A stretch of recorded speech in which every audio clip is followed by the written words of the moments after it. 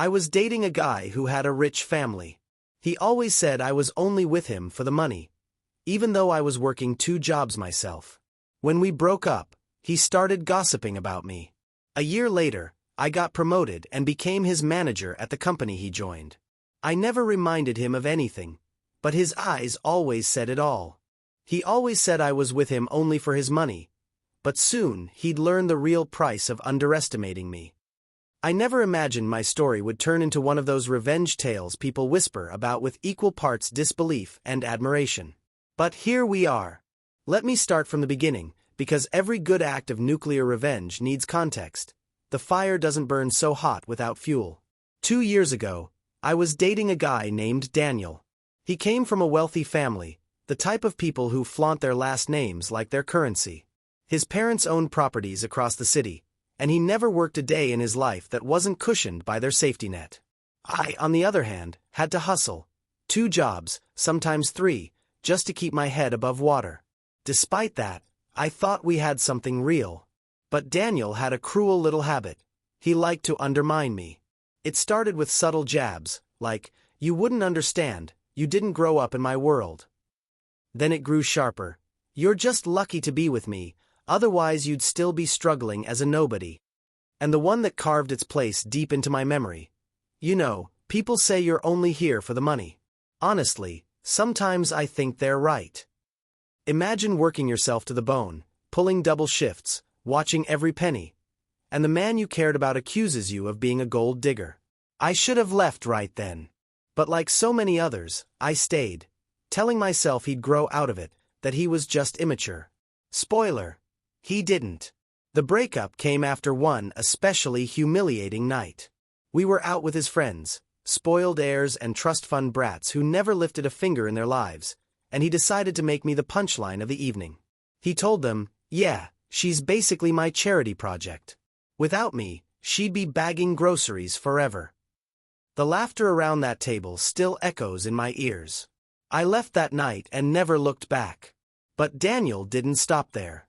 No, he decided to salt the earth. Suddenly, whispers started following me, rumors that I had used him, that I had tried to scam money out of him, that I was desperate for his family's approval. He told anyone who would listen, twisting the narrative until people looked at me with pity, or worse, disdain. It was his way of making sure I stayed beneath him even after I left. I buried myself in work. My company had always been a place where results mattered more than gossip, and I thrived there.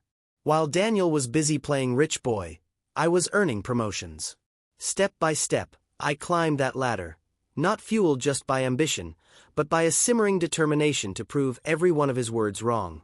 And then, fate handed me something sweeter than I could have ever planned. A year later, I walked into a meeting to announce my new role, department manager. My heart swelled with pride as I stood at the head of the table, prepared to lead. And that's when I saw him.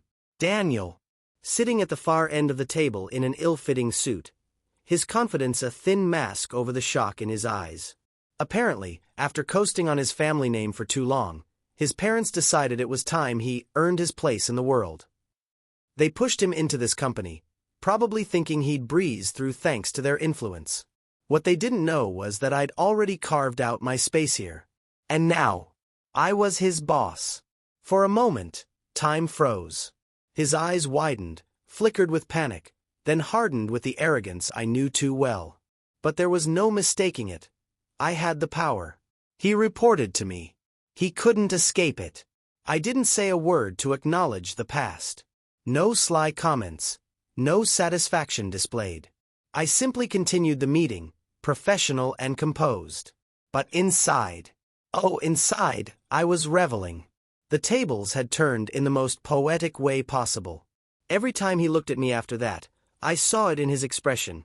The unease, the bitterness, the realization that the woman he mocked, belittled, and accused of chasing his wealth was now the one signing off on his work. He could never say anything outright, not without risking his job. And that silence, that was sweeter than any insult I could have thrown back. But here's the thing. I didn't need to lift a finger for my revenge to unfold. His own insecurity and pride would do the work for me. Every project, every deadline, every performance review. he would be reminded over and over again that he had placed himself beneath me. And trust me, this was only the beginning. Because when karma knocks, it doesn't just tap politely, it slams the door down. So, what would you do if the person who tried to destroy your reputation suddenly became your subordinate? Would you play fair? Or would you let fate twist the knife a little deeper? The sweetest revenge isn't loud, it's the silence that makes them crumble on their own. After that first meeting, Daniel tried to pretend nothing had happened. He walked into the office with his usual smug air, shaking hands too firmly, making jokes too loudly, desperately trying to convince everyone that he belonged there. But his eyes betrayed him every time they landed on me. He knew the power dynamic had flipped, and no amount of bravado could hide it. At first, I decided to play it professionally. I wasn't about to risk my career by openly humiliating him, even though the temptation burned like fire. But revenge doesn't always have to be an explosion. It can be a slow burn, a carefully stoked flame that leaves the target questioning every move they make. My first step was subtle. I treated him like every other employee. No special attention, no extra guidance, no acknowledgement of our past. You'd think that would calm him, but instead it did the opposite. Daniel thrived on being the center of attention. Being ignored by me, the woman he once ridiculed and controlled, was like acid on his ego. Then came the real test, his work. For someone raised in privilege, Daniel had no idea how to function in a real job. He thought showing up and throwing around buzzwords would earn him respect. But in this company, performance was everything. Deadlines weren't suggestions, and excuses didn't carry weight. The first time he handed me a sloppy report, I didn't even flinch. I simply returned it with a polite but firm note, "Please revise. Standards must be met." You could almost see the steam rise from his ears. The man who once said I'd never amount to anything was now being corrected by me like a schoolboy. And the best part? I didn't even have to be cruel. My calm professionalism was worse for him than any scolding could have been. Weeks turned into months, and Daniel spiraled. Every mistake he made became magnified because I was the one overseeing his work. Every time I sent back a project with feedback, he bristled. Every time I praised another employee in front of him, I could see the envy curdling inside him. But I wasn't done. Oh no, this was just the foundation. I began to notice how desperate he was to prove himself. He stayed late, not because he wanted to, but because he was terrified of looking incompetent. He volunteered for tasks he didn't understand, then stumbled through them, only to hand me a half-baked mess. And every time, I maintained my composure, offering the same even tone, "This needs improvement. You'll get there with more effort." The irony was delicious. This was the same man who once bragged about being untouchable, who sneered at people like me for working long hours. Now he was the one burning the midnight oil, trying to impress someone he used to insult. Then came the company gala. It was an annual event where employees were recognized for outstanding contributions. I had already been told I'd be honored that year for leading a major project to success. Daniel, of course, assumed he would be spotlighted too. After all, his family name still carried weight outside the office. The night of the gala, he strutted in wearing a tailored suit, his parents trailing behind him like proud royalty. I caught the smug grin he threw my way, as if to say, "See? I'm still above you." But when the awards began, his face fell. One by one, employees were recognized. Hard-working, dedicated people who had earned their place. And when my name was called, the applause filled the room. I stood on stage, trophy in hand, delivering a speech about resilience, hard work, and never letting anyone define your worth. My eyes flickered toward Daniel only once, and that was enough. His expression, half fury, half humiliation, was the dessert to my feast. Still, I wasn't finished. Public recognition was satisfying, yes, but the deeper revenge was yet to come. Back at work, I carefully began assigning him projects that required actual skill. Not impossible tasks, just enough to expose his lack of discipline. And when he inevitably failed, the reports reflected it. His name began to circulate, not as the promising new hire, but as the underperformer dragging the team down. He tried to fight back, of course. He requested a private meeting with me, probably thinking he could intimidate me like he once did. He sat in my office, shoulders squared, voice dripping with arrogance. You know, maybe this arrangement isn't good for the company.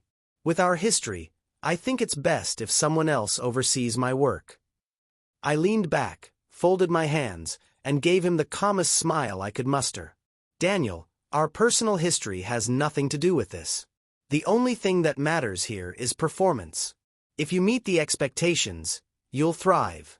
If not, well, that's on you. He clenched his jaw, realizing I wasn't going to budge. That was the moment he truly understood. There was no escape. He couldn't charm his way out, couldn't lean on his family name, couldn't twist the story. His career, his reputation, rested squarely in my hands. And I didn't even need to break the rules to make him suffer. I just had to let him face the reality he had mocked me for years about. Working hard, proving yourself, earning respect. Funny how tables turn, isn't it? But here's the kicker. The deeper his frustration grew, the more mistakes he made. And I had a front row seat to every single one. This wasn't just revenge anymore. This was a masterpiece, slowly unfolding before my eyes. So tell me, would you twist the knife, or would you let him destroy himself piece by piece? Sometimes the best revenge isn't served by your hands. It's watching them sabotage themselves while you stand back and smile. Daniel was unraveling, and the beauty of it was that I didn't have to lift a finger. He was like a man drowning in shallow water, flailing, panicking, but completely unable to stand up. Every day at work became a performance for him, a desperate attempt to prove that he was more than just the spoiled rich boy who'd been handed everything. And every day he failed just a little bit more. At first, his mistakes were small. Missed deadlines, sloppy formatting, forgetting to copy key stakeholders on emails. Things that could be brushed off as rookie errors. But Daniel wasn't the type to accept responsibility. Instead, he blamed others. The instructions weren't clear. The software is confusing. The team didn't communicate properly.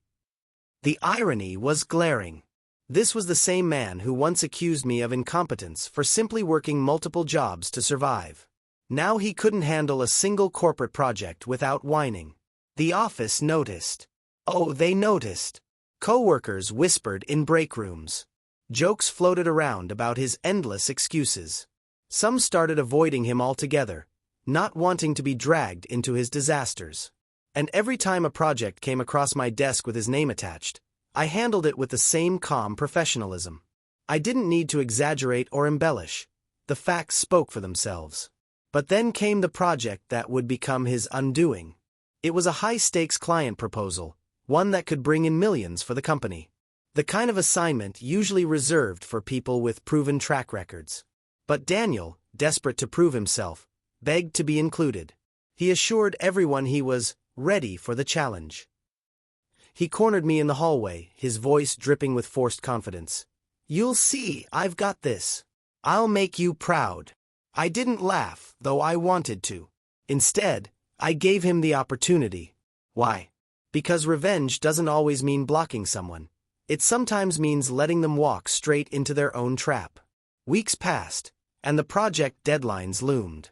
While the rest of the team collaborated efficiently, Daniel kept trying to take shortcuts.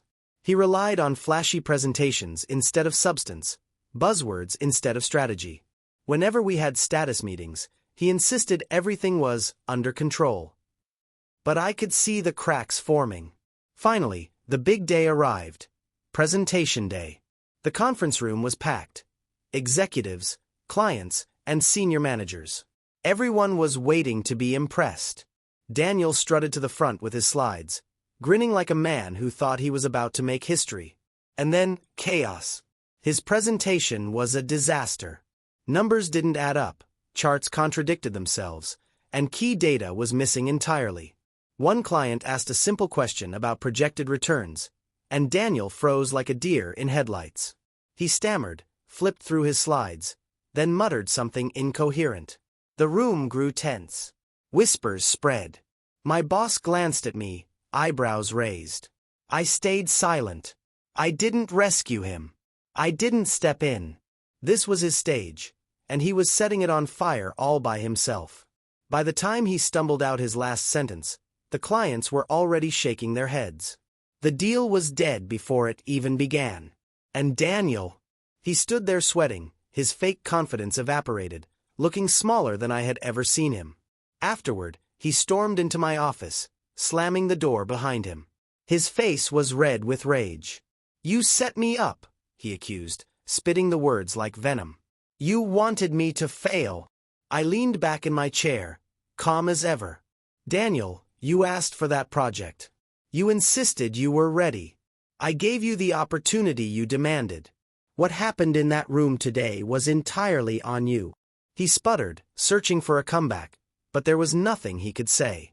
For the first time, he realized he couldn't spin the narrative. He couldn't twist the story into his favor. The evidence was plain for everyone to see. That was the moment his mask cracked. Over the next few weeks, his behavior became erratic.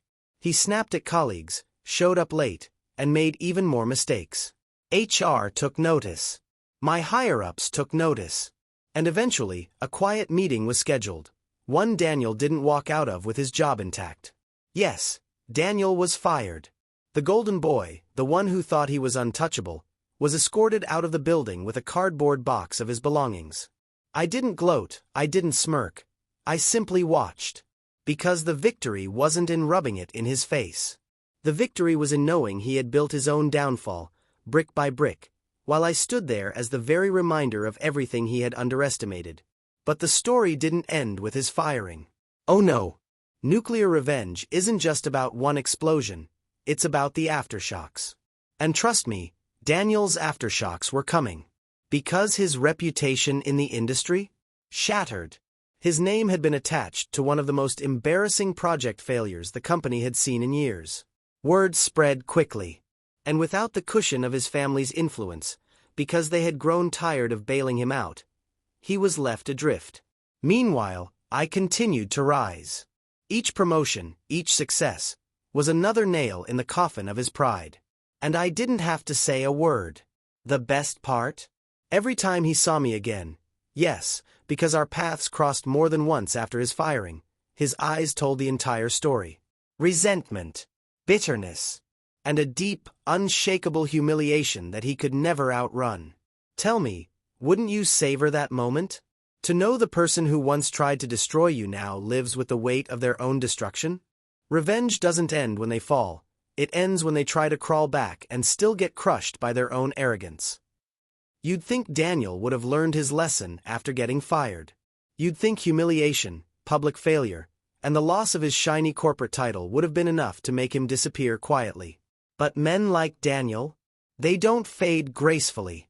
They claw, they scheme, and they desperately try to rewrite the narrative, anything to convince themselves they still hold some kind of power. For a while, I didn't hear from him.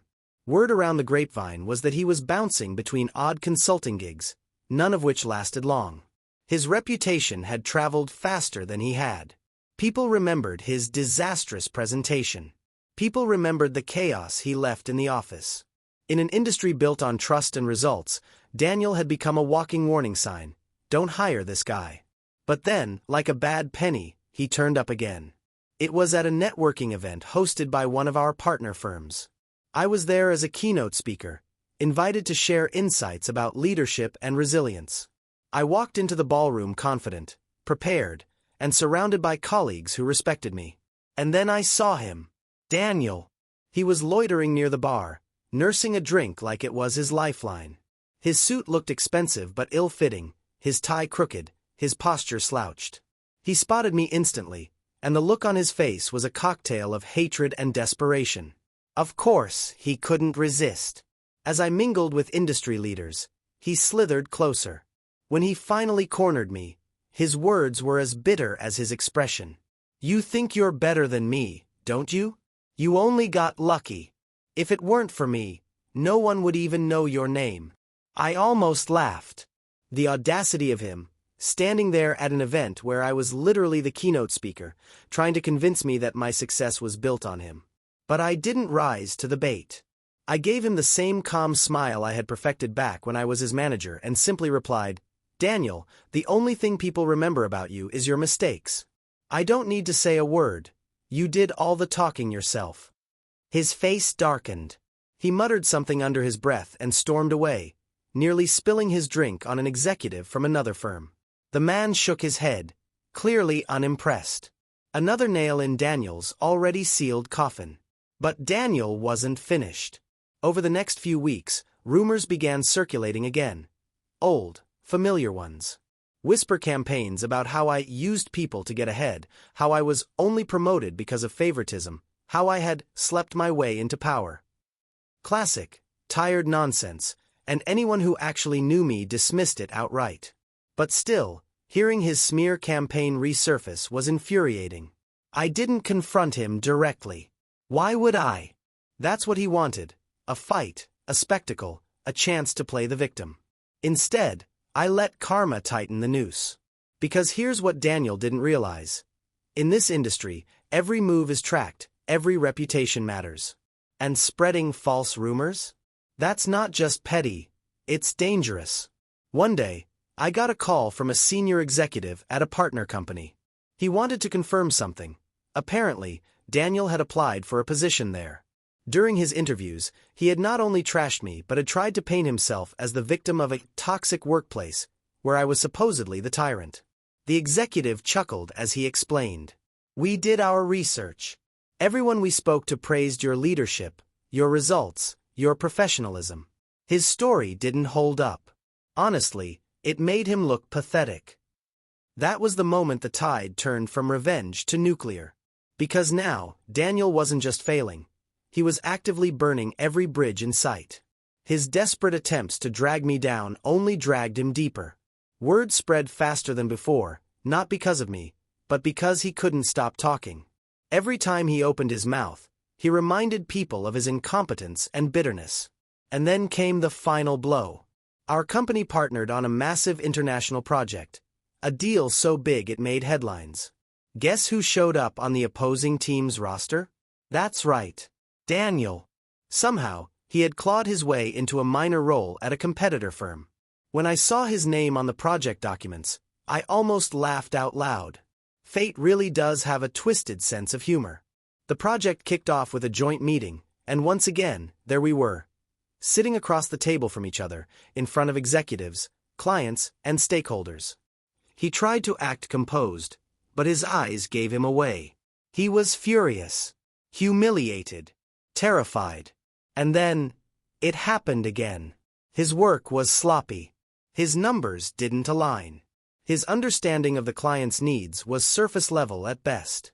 While my team presented polished strategies and airtight data, his team scrambled to explain inconsistencies. At one point, a client directly asked him to clarify a projection. He froze. Again. I didn't say a word. I didn't gloat. I just sat there, professional and composed, as he stumbled through excuses. The clients exchanged looks, unimpressed. My team. They shined. And when the contract was finally awarded, it wasn't even close. We won. That loss didn't just sting, it destroyed him. His firm took a massive financial hit, and Daniel became the scapegoat. I later heard that he was demoted, pushed into the shadows of his company, stripped of any significant responsibility. And me. My name was splashed across industry news as the leader who had spearheaded one of the most successful deals of the year. Daniel had tried to smear me, sabotage me, and outshine me. Instead, every attempt only dug his grave deeper. He had become the architect of his own downfall, and all I had to do was let him keep building. Tell me, if you were in my shoes, would you have confronted him, or would you have let karma deliver the final strike? The most satisfying revenge isn't always loud. It lingers, subtle, haunting, and impossible to forget. After Daniel's spectacular fall, life returned to a new kind of normal for me. The office, once a battlefield of whispered rumors and passive-aggressive tension, became a place of calm authority. People respected me, not out of fear, not because of drama, but because of results. I had proven that talent, determination, and integrity outweighed arrogance, privilege, and entitlement. Daniel, of course, faded into obscurity, or at least he tried to. But nuclear revenge doesn't always need your hand to deliver the final blow. Sometimes, The consequences of their own actions follow them like a shadow they cannot outrun. Months passed. I traveled for conferences, attended meetings, signed contracts, and delivered keynote speeches. My reputation flourished. I was the rising star of the industry, a symbol of resilience and unshakable professionalism. Everywhere I went, people wanted to work with me, learn from me, or hire me. And yet, in the back of my mind, Daniel lingered. Not because I cared.